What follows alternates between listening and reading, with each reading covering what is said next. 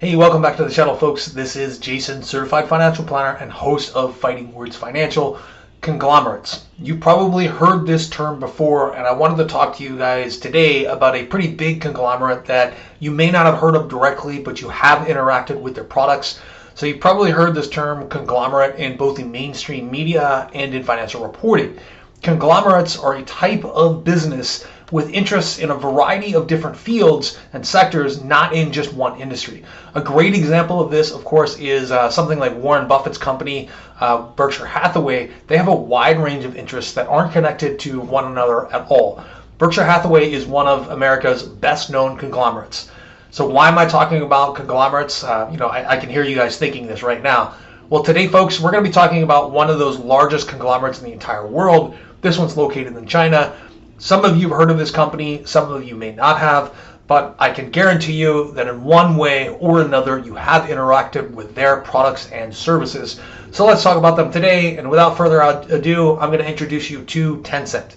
So Tencent was founded back in 1998. Tencent is a multinational company that's grown from pretty humble beginnings into one of the world's most valuable enterprises. Tencent's founder, Ma Huateng, along with 4 friends, launched the company initially as an instant messaging service. Think something like Facebook Messenger, but 12 years prior to when Facebook Messenger actually came out. At the time, there wasn't anything like it. Tencent essentially went from 0 users to 1 million users almost overnight, actually in the first year, and that's kind of crazy, guys. So after a few years of solid growth, Tencent was then listed on the Hong Kong Stock Exchange, and this was in 2004, and that's when the real growth started to happen. Over the next decade, Tencent developed some incredibly innovative services within the social media sector, most notably WeChat. So some of you folks may have heard of WeChat before, but it's essentially, it can be thought of as China's equivalent to either WhatsApp or Facebook Messenger. Unlike WhatsApp and Facebook Messenger, WeChat has really transformed into an all-in-one kind of service. It has all of the features of Facebook Messenger, the usefulness of Venmo and PayPal, and a multitude of other utilities where you can not only send messages and post updates to your wall, but also pay bills, order food, and even call taxis. Calling it just a messaging app or a social media platform really doesn't do WeChat justice. But that's pretty cool, right? All of those features packed into one app. WeChat has become Tencent's premier platform and currently boasts, wait for it guys, 1.2 billion users. That is 1.2 billion users. However, you're probably thinking back to my overuse of the term conglomerate at the beginning of the video, and you're wondering where that word fits in. Well, let me tell you, WeChat is only one part of Tencent's operations. In addition to its social media interests, Tencent has a huge stake in the video game industry.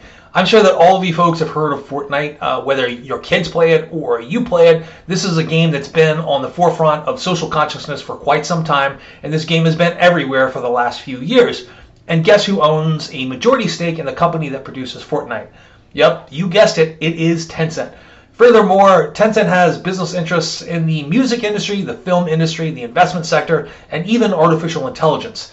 As you guys imagine, this company is absolutely huge, so let's dig in a little bit deeper into what they do these days specifically. So as we've touched on, Tencent has a diverse range of business interests. With their sheer size, you're probably wondering why they aren't more in the public realm, such as a company like Apple or Amazon. Why hasn't everyone heard of Tencent? This can essentially be put down into how entrenched they are in the Chinese market compared to Western markets. Along with the previously mentioned WeChat, Tencent also provides another instant messaging platform for the Chinese population, and that's called QQ. This app has over 818 million active monthly users, enabling Chinese citizens to stay in touch quickly and efficiently. In addition, Tencent offers its own social media platform called WeBull, or Weibo. I'm not exactly sure how to pronounce that. Now, without getting too deep into political issues, because that's not what I do on my channel, let's just say that social media usage in China is a lot more restricted than it is in the US, with sites like Facebook, Twitter, and YouTube all being completely banned in China. All this means that Weibo, as a social media platform that's allowed to operate in China, is incredibly popular because it doesn't have that much competition from the outside. It currently has about 523 million active users every month. 523 million active users every month is larger than the total population of the United States. Now, these social media and instant messaging platforms work in a very lucrative way for Tencent. They essentially allow the company to market their other business interests to WeChat, Weibo, and QQ users. This is a sort of a self-feeding frenzy here. We touched on Fortnite earlier, but Tencent also holds exclusive rights to operate another viral video game, and that is PUBG, which I'm sure most of you have probably heard of if you play video games at all. Via both Fortnite and PUBG, Tencent makes a ton of money through users making in-game purchases, meaning purchasing virtual items while they're playing.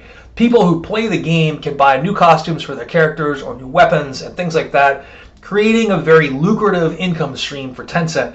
And if you think about it, this is really unlimited. It's really only limited by the imagination of the developers.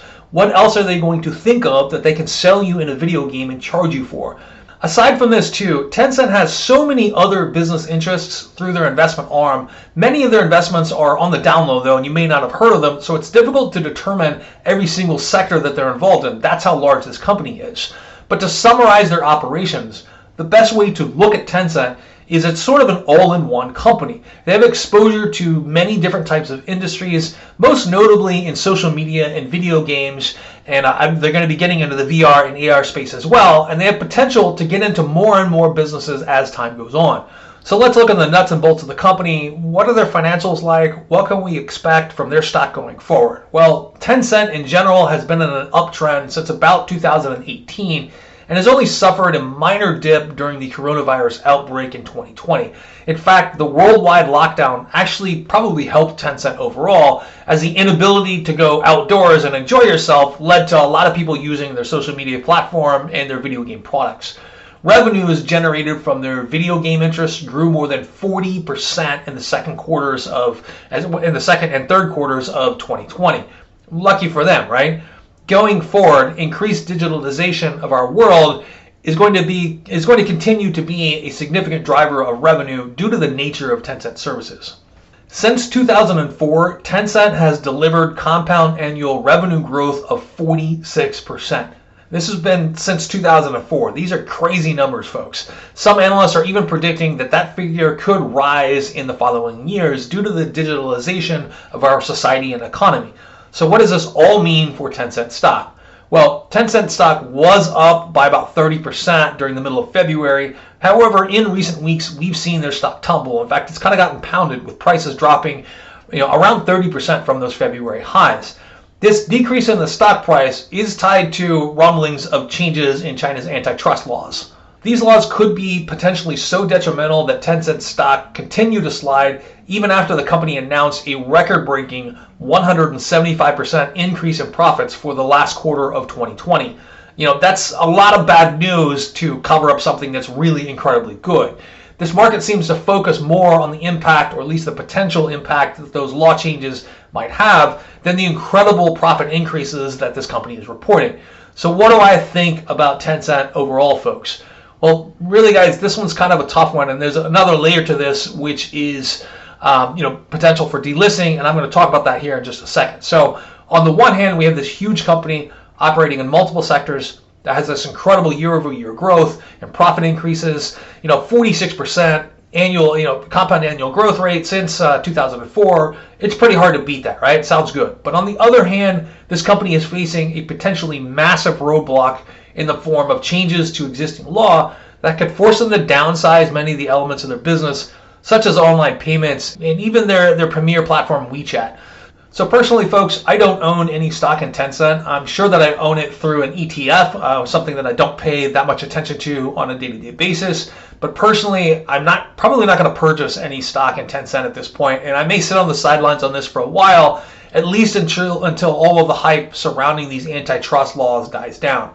If there's one thing that I've learned over my long career in finance, it's not to fall victim to positive or negative hype in the media. And so for me, Tencent is probably a company that I'm going to consider further on down the line. I do think it's very, very intriguing. I'm not as well versed in this video game space as I'd like to be, and it's something that's going to give me a little bit more time to investigate it. There's no escaping the fact, though, that Tencent is actually a really great company, and they wouldn't be where they are right now if they weren't, right? So with intelligent and diverse investments into a multitude of sectors, Tencent has really solidified its position in the Chinese marketplace over the past 2 decades, and will continue to be a force in years to come.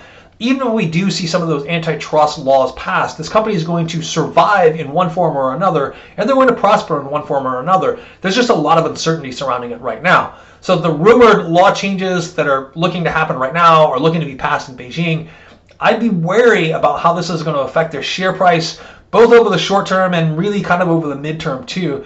And for that reason, I think that Tencent is a really solid company, but I may sit this one out for the time being. And this is in addition to the potential for delisting here in U.S. markets, right? So we've seen the process actually get started for Alibaba right now. Some initial filings were made. Now, granted, folks, I don't actually believe that these companies will end up being delisted, especially with Tencent. Like I said, you're probably wrapped up in their business one way or another. You just don't realize it. You're using one of their products or their services. This is the case with a lot of these large Chinese conglomerates that trade here on U.S. markets. There are hundreds of billions of U.S. dollars and U.S. investors who are wrapped up in these investments. The question of delisting and the question of compliance with our accounting standards here, that's something that's probably going to be settled around the negotiating table, and it's not going to be settled by threats. So I think that it's going to take some time before we see these issues pan out. I mean, a couple of years. In that respect, I'll probably look at Tencent here in the next 6 months or so and reevaluate. I may not purchase for quite some time though. Folks, as always, a massive thank you for tuning in to the channel. Make sure you let me know what your thoughts are on Tencent down below in the comments. Do you think that these antitrust laws will significantly impact the company as we advance? Do you think that delisting is more of a threat than I do? Also, make sure to hit that like button and subscribe. Your support is what keeps this channel going, and it's greatly appreciated. And lastly, if you want more finance-based content and you want to help support the channel, please check out the link to my Patreon below. We'd love to have you in our Discord chat. It's a great community of intelligent and thoughtful investors who can help you get your portfolio to that next level. Anyway, guys, take care. I'll see you in the next video.